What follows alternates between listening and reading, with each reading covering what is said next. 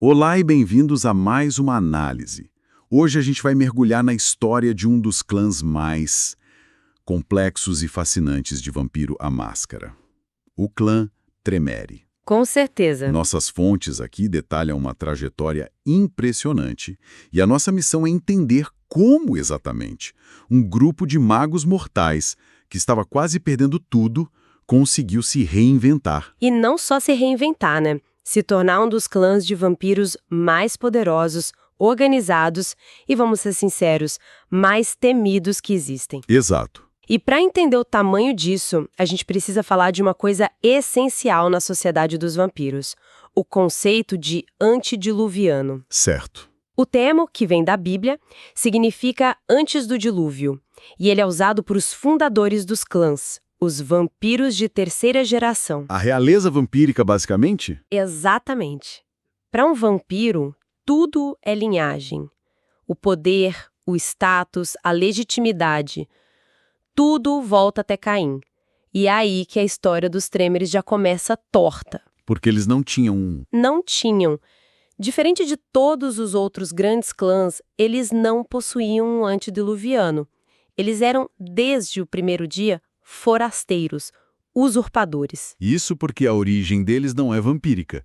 Eles eram a Casa Tremere, uma facção de magos da Ordem de Hermes, lá pelo fim do primeiro milênio. Eram humanos. Eram humanos poderosíssimos, mas com um problema existencial gravíssimo. A magia, do jeito que eles conheciam, estava morrendo. Morrendo como? O poder mágico no mundo estava diminuindo, sabe? Como uma fonte que seca aos poucos.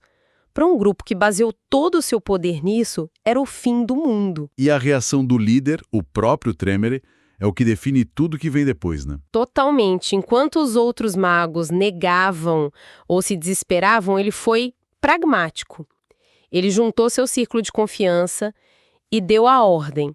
Todo o nosso esforço, toda a nossa energia vai ser focada em uma coisa só. Achar um jeito de não morrer, de buscar a imortalidade. E essa busca desesperada levou a uma proposta, assim, muito radical de um dos principais assistentes do Tremere, um mago chamado Goratrix. E a ideia dele era... O vampirismo.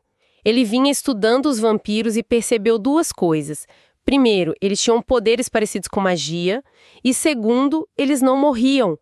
A não-vida era um poder perpétuo. Imagino que a proposta não caiu muito bem.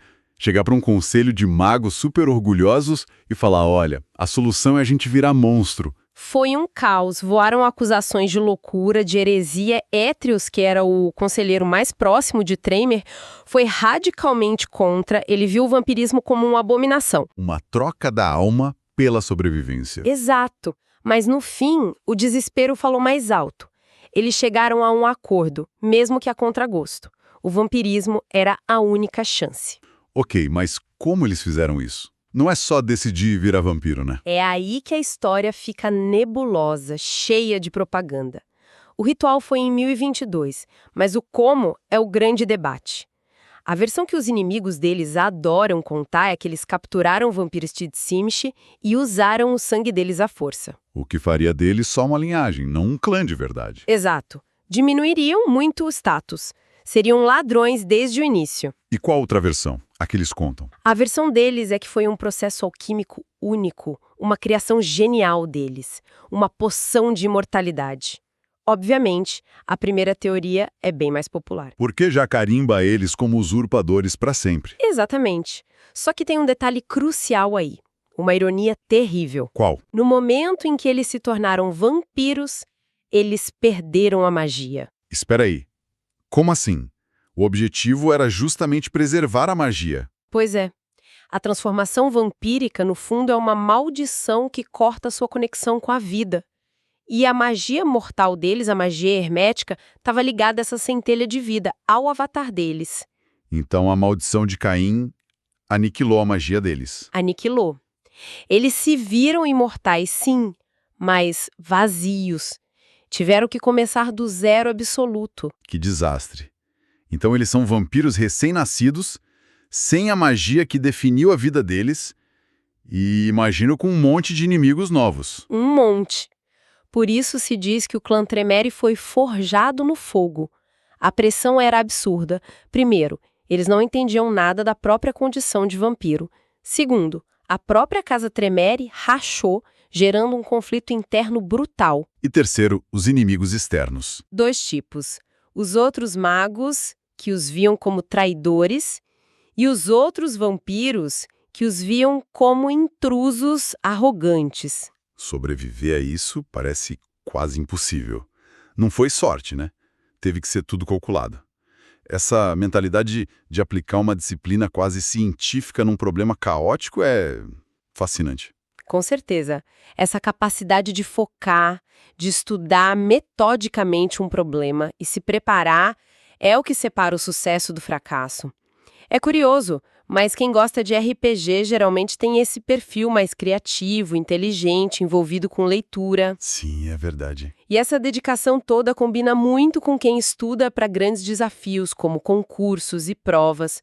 Isso vale para vestibular, concurso público, concurso militar, OAB, residência médica. É um perfil bem parecido mesmo. Se você, estudante, quer se preparar de verdade, entra agora em medicoub.com.br, baixe o app e aproveita o maior banco de questões do Brasil com provas anteriores de todas as instituições. Questões comentadas, resumos práticos, aulas completas e flashcards prontos para revisar onde quiser. E essa mesma disciplina, estudo metódico, essa capacidade de focar num objetivo, foi exatamente o que os Tremere aplicaram para dominar o novo campo deles. A taumaturgia, a magia do sangue. Exatamente. Eles não foram os únicos a usar magia do sangue, mas a abordagem deles foi diferente. Para outros clãs, era uma arte mística cheia de intuição. Para os Tremere, era uma ciência. Algo a ser dissecado, catalogado. Testado e dominado. Eles aplicaram o método científico deles ao sangue de Caim. Mas só conhecimento não vence uma guerra. Eles precisavam de proteção, de soldados. E como você disse, não tinham amigos. Qual foi a solução? Os gárgulas. Nossa, isso é muito cientista louco. É total. Eles sequestraram vampiros dos clãs Gangrel, Nosferatu e Tzimisce e, usando rituais e manipulação do Vitae, que é a essência do sangue vampírico, eles os transformaram. Transformaram em quê exatamente? Em servos monstruosos, com aparência de pedra, leais só aos mestres Tremere. Basicamente um golem de carne e osso com lavagem cerebral. Um exército descartável. Isso, claro, isso teve consequências. Os gárgulas se revoltaram séculos depois e hoje são uma linhagem independente, ainda caçada por eles.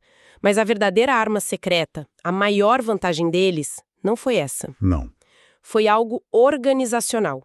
Eles dominaram o poder do laço de sangue. Ah, então a arma secreta não foi a magia, mas controle mental em massa através do sangue. É uma solução corporativa e brutal. Pense bem, enquanto clãs como os Ventru ou os Brujah viviam em guerra interna com traições e disputas, o clã Tremere agia como um bloco, um só. Por causa do laço de sangue? Tremere e seu conselho garantiam a lealdade de todos os membros. Essa unidade forçada e o sigilo absoluto permitiram que eles se espalhassem pela Europa, montando suas capelas, que são uma mistura de laboratório e fortaleza, debaixo do nariz de todo mundo. É uma estrutura de poder e controle realmente impressionante. Se análises como esta, que exploram as engrenagens por trás de narrativas complexas, despertam interesse, considere curtir e se inscrever para não perder nossas futuras investigações. Mas mesmo com todo esse poder, organização e magia, eles ainda tinham aquele problema original, sabe? A mancha da ilegitimidade. Faltava o antediluviano. Exato. Aos olhos da sociedade vampírica, eles eram fortes, mas não eram um clã de verdade. E qual foi a solução para isso? Não dava para simplesmente inventar uma história. A solução de Tremere foi muito mais direta e ousada. Ele pensou, se a gente não tem um antediluviano, a gente toma um. Tomaram um? O plano era encontrar um dos fundadores de clã e cometer o maior sacrilégio que existe para um vampiro, a diableria. Consumir a alma e o poder de outro vampiro, apagando ele da existência. E quem foi o alvo? O alvo foi Saulot, o fundador do clã Salubre, E a escolha foi cirúrgica, quase genial na sua crueldade. Por quê? Porque os Sálubri eram um clã recluso, pacifista, focado em cura e busca pela iluminação. Eles não se metiam na política vampírica. O que os tornava o alvo perfeito. Ninguém ia defendê-los. Exatamente, poucos aliados e, por serem tão diferentes, já tinham muitos inimigos. E o que os Tremere fizeram foi um extermínio sistemático. Caçaram o Sálubri um por um, drenando sangue e informações para chegar mais perto de Saulô. Mas eles não fizeram isso às escondidas, né? Não. Ao mesmo tempo que caçavam, eles começaram uma campanha de propaganda massiva. Usaram os contatos que tinham para espalhar uma história. A de que os Sálubri não eram curandeiros, mas sim ladrões de almas, adoradores de demônios. Uma ameaça. Mas isso parece inacreditável, como um clã inteiro simplesmente aceitou essa história. Ninguém desconfiou que os Tremere, os novatos ambiciosos, de repente eram os heróis. A campanha foi um sucesso absoluto, porque a sociedade vampírica é cínica. Os mais jovens acreditaram. E os anciões de outros clãs? Eles viram um clã rival ser eliminado sem eles sujarem as mãos. Era vantajoso aceitar a narrativa. Nossa! No fim, Ilhamé encontrou Saulote, cometeu a diablerie, e eles varreram o Salubre do mapa, simplesmente roubando o lugar deles como um dos 13 grandes clãs. Legitimidade forjada no sangue e na mentira. Com isso resolvido, eles finalmente tinham um lugar à mesa. Bem na época que a Camarilla estava sendo formada. E eles abraçaram a ideia, mas como sempre, de um jeito estratégico. Não tentaram liderar, ficaram nos bastidores, oferecendo ajuda, poder mágico. O objetivo era acumular favores, fazer com que os anciãos de outros clãs tivessem dívidas com eles. Deixar os outros usarem as coroas, enquanto eles controlavam o poder de verdade. Exato. E essa nova ordem foi testada logo de cara. Foi na época da revolta anarquista, da formação do Saba, um caos total. E foi nesse caos que o Goratrix... O mesmo Goratrix, ele traiu Tremere e fugiu com seus seguidores para o Sabá. E para piorar, o clã Assamita, um clã de assassinos, aproveitou a guerra para caçar os anciões da Camarilla. E qual foi a jogada dos Tremere? Como eles lidaram com uma traição interna e uma ameaça externa ao mesmo tempo? De forma decisiva. Contra os Assamitas, eles lançaram uma maldição poderosíssima que os impedia de beber o sangue de outros vampiros. Basicamente, neutralizaram a principal arma de um clã inteiro. Ganharam um inimigo eterno, mas salvaram a Camarilla. E contra o Goratrix. Contra ele e os seguidores, a vingança foi mais pessoal.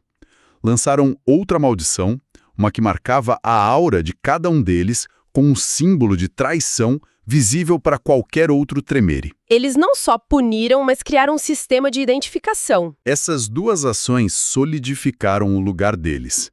Eles provaram que, apesar de serem os novatos, a Camarilla não sobreviveria sem eles. Tornaram-se um pilar. Um pilar essencial da seita. Então, no fim, a lição da história dos Tremere é que, no mundo das trevas, a legitimidade não é herdada, é tomada. Eles começaram como magos desesperados, se tornaram renegados, roubaram o lugar de um clã e se tornaram indispensáveis. Exatamente. A análise de hoje focou muito na fundação e na ascensão do clã. Mas isso levanta uma questão intrigante para se pensar. Qual? Uma vez que se alcança o poder por meios tão controversos e se estabelece uma estrutura tão rígida, tão hierárquica, como essa estrutura funciona por dentro? Como um membro individual navega e sobe nessa pirâmide de poder? Lealdade forçada e segredo.